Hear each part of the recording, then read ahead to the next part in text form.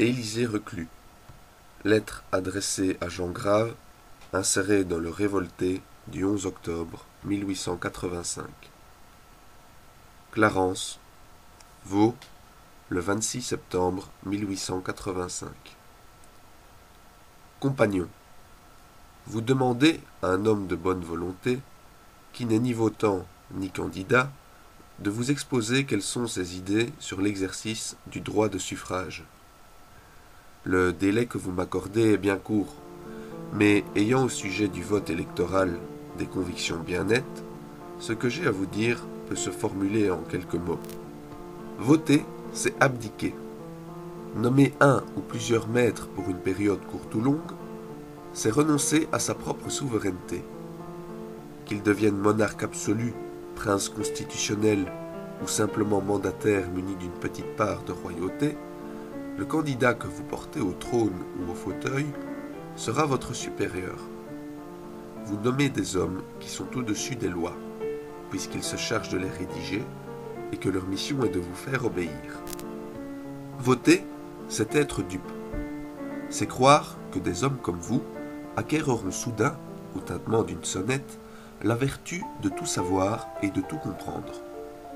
Vos mandataires, ayant à légiférer sur toute chose, des allumettes aux vaisseaux de guerre, de l'échenillage des arbres à l'extermination des peuplades rouges ou noires, il vous semble que leur intelligence grandisse en raison même de l'immensité de la tâche. L'histoire vous enseigne que le contraire a lieu. Le pouvoir a toujours affolé, le parlotage a toujours abéti. Dans les assemblées souveraines, la médiocrité prévaut fatalement. Voter, c'est évoquer la trahison. Sans doute, les votants croient à l'honnêteté de ceux auxquels ils accordent leur suffrage. Et peut-être ont-ils raison le premier jour, quand les candidats sont encore dans la ferveur du premier amour. Mais chaque jour a son lendemain. Dès que le milieu change, l'homme change avec lui. Aujourd'hui, le candidat s'incline devant vous, et peut-être trop bas. Demain, il se redressera, et peut-être trop haut. Il mendiait les votes, il vous donnera des ordres. L'ouvrier devenu contremaître peut-il rester ce qu'il était avant d'avoir obtenu la faveur du patron?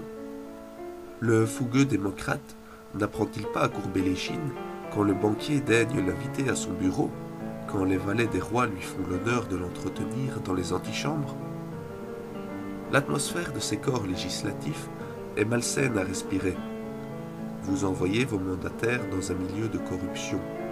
Ne vous étonnez pas s'ils en sortent corrompus. N'abdiquez donc pas.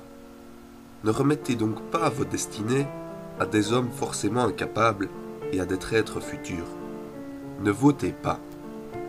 Au lieu de confier vos intérêts à d'autres, défendez-les vous-même. Au lieu de prendre des avocats pour proposer un mode d'action futur, agissez. Les occasions ne manquent pas aux hommes de bon vouloir. Rejeter sur les autres la responsabilité de sa conduite, c'est manquer de vaillance. Je vous salue de tout cœur, compagnon.